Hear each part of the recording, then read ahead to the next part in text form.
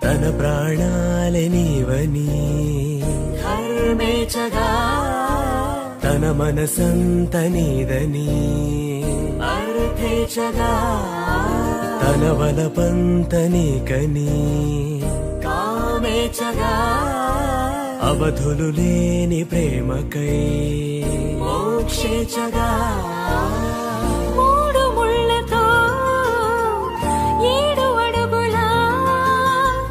అగ్ని సాక్షిగా ఇద్దరు ఒకటిగా మారగా